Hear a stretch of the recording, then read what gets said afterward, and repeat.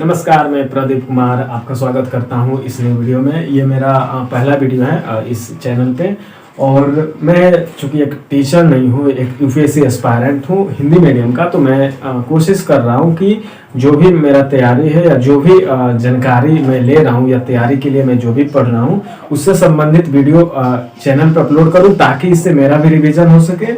और अगर आप इस वीडियो को देखते हैं तो और आप एस्पायरेंट हैं यूपीएससी के लिए, सिविल सर्विस एग्जामिनेशन के लिए, तो आपको भी इससे संबंधित जानकारी मिल सके, तो इसी पर्पस को लेकर के मैं ये वीडियो अपलोड कर रहा हूँ। इससे आपको आज के वीडियो में जानकारी मिलेगी यूपीएससी सिलेबस को लेकर के। वैसे तो बहुत सारे वीडियो पड़े हुए हैं यूपीएससी सिलेबस को लेकर के, चाहे जितने भी एस्पायरेंट हैं जो शुरू करते हैं प्रिपरेशन यूपीएससी को लेकर के, तो उनको सारी सिलेबस पता होता है।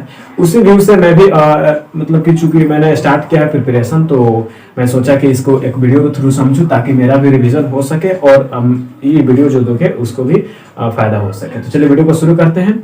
सबसे पहले आज हम बात करेंगे इस सिलेबस को लेकर के। नाम है UPSC, union public service commission.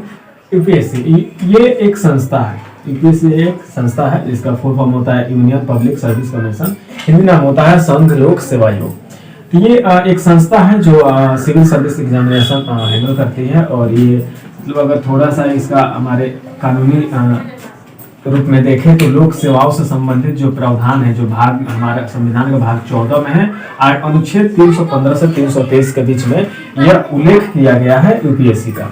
तो इसी यूपीएससी संस्था के द्वारा, ये जो यूपीएससी एक संस्था है और इसी संस्था के द्वारा यूपीएससी का जो सिविल सर्विस एग्जामिनेशन होता है वो दिया जाता है, और इसके द्वारा जो भी चयन किया जाता है इसी संस्था के द्वारा किया जाता है। तो यूपीएससी अदर भी बहुत से एग्जामिनेशन को हैंडल करती है, तो जिसमें से एक है सिविल सर्विस एग्जामिनेशन।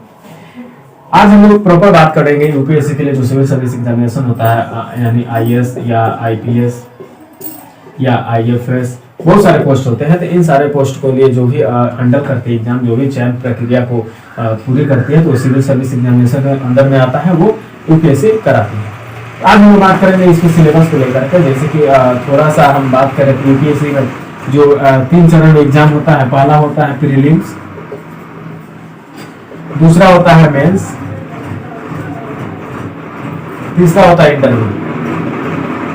बता दें कि मेंस में जीएस का जो पेपर होता है वो 4 पेपर होता है, GS paper 1, GS paper 2, GS paper 3 और जीएस पेपर 4 होता है। इसके अलावा जो होता है, जो मैंने नीचे लिखा है, इसको लास्ट में हम समझेंगे। तो इस तरह से 4 को पेपर होता है। फर्स्टली जीएस का, जिसमें जीएस पेपर 1 जो होता है, इसमें हम लोग को पढ़ना होता है हिस्ट्री, ज्योग्राफी और इंडियन सोसाइटी, मतलब इतिहास, भूगोल और भारतीय समाज में हम मतलब कि जीएस पेपर 1 में हम लोग को पढ़ना होता है। इतिहास में आ जाएगा वर्ल्ड ज्योग्राफी और इंडियन ज्योग्राफी, वर्ल्ड हिस्ट्री और इंडियन हिस्ट्री आ जाएगा इतिहास में, और भूगोल में वर्ल्ड ज्योग्राफी और इंडियन ज्योग्राफी आ जाएगा। और भारतीय समाज, इंडियन सोसाइटी के बारे में हम लोग को पढ़ना है। तो ये फाइनली हो गया जो जीएस पेपर 1 है इसके बारे में, कि जीएस पेपर 1 में हम लोग को इतिहास, भूगोल और भारतीय समाज को पढ़ना है। अब आते हैं जीएस पेपर 2 में। इसमें हम लोग को पढ़ना होता है पॉलिटी, शासन प्रणाली, सामाजिक न्याय और अंतर्राष्ट्रीय संबंध। देखिए, राज्य व्यवस्था हो गया। पॉलिटी में हम लोग संविधान के बारे में पढ़ेंगे और भारतीय संविधान और भारतीय राज्य व्यवस्था के बारे में पढ़ेंगे हम लोग जीएस पेपर 2 में। शासन प्रणाली है जो गवर्नेंस हो गया, या इसमें हम लोग पढ़ेंगे जीएस पेपर 2 में, इसको पढ़ेंगे। या सामाजिक न्याय हो गया, इसको भी हम लोग जीएस पेपर 2 में पढ़ेंगे। और अंतर्राष्ट्रीय इंटरनेशनल रिलेशन, जो कि इससे ज्यादातर करके हमारे करंट अफेयर के सवाल इससे बनते हैं, तो अंतर्राष्ट्रीय संबंध को भी हम लोग पढ़ेंगे जीएस पेपर 2 में। ये तो हो गया जीएस पेपर 2 में। पॉलिटी हो गया, शासन प्रणाली हो गया, सामाजिक न्याय होगा और अंतर्राष्ट्रीय संबंध हो गया हमारा जीएस पेपर 2 में। अब आते हैं जीएस पेपर 3 को लेकर के। इसमें अर्थव्यवस्था हो गया, इकोनॉमिक्स यानी पर्यावरण हो गया, इन्वायरमेंट और सुरक्षा हो गया, इंटरनल सिक्योरिटी हमारे इंडिया की, और आपदा प्रबंधन हम लोग पढ़ेंगे। और इसके अलावा विज्ञान में आपका आ जाता है फिजिक्स, केमिस्ट्री और बायोलॉजी। इसके साथ साथ जो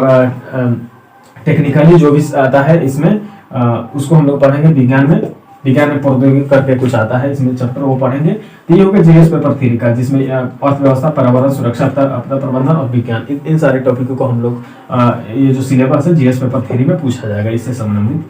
अब बात करते हैं चौथा पेपर को सीधे हम लोग ऐसे बोलते हैं इथिक्स के अंदर में सत्यनिष्ठा, नैतिकता और अभिक्षमता का हम लोग अध्ययन करते हैं। तो ये 4 पेपर था यूपीएससी जीएस का, जिसमें से जीएस 1, 2, 3, 4 हो गया। 4 में इथिक्स हो गया, 3 में ये होगा, 2 में ये हो गया और जीएस पेपर 1 में ये हो गया। ये 4 पेपर के अलावा हम लोग को एग्जाम देना होता है। निबंध का 1 पेपर होता है, तो इससे हम लोग ऐसे हम लोग बोलते हैं, इससे ये 250 नंबर का आता है, एक पेपर इसका होता है।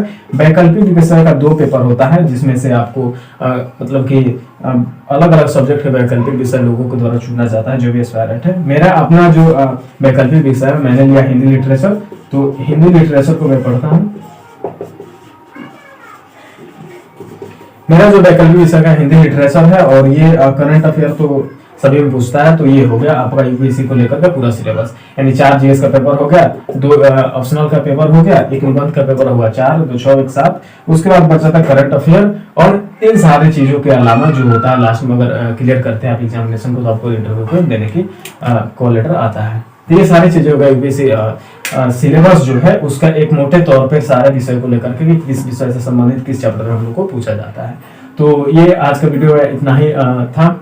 नेक्स्ट वीडियो में हम लोग कुछ शुरू करेंगे, जो भी मैंने जो तैयारी स्टार्ट किया उससे संबंधित कुछ जानकारी होगा, हिस्ट्री ज्योग्राफी पॉलिटी चाहे कोई भी सब्जेक्ट हो, तो मैं कोशिश करूंगा उससे संबंधित कुछ जानकारी को अपलोड करूं ताकि मेरा भी रिवीजन हो सके और इस चैनल पर जो भी इस वीडियो को देखेंगे उनको भी थोड़ा हेल्प मिल सके।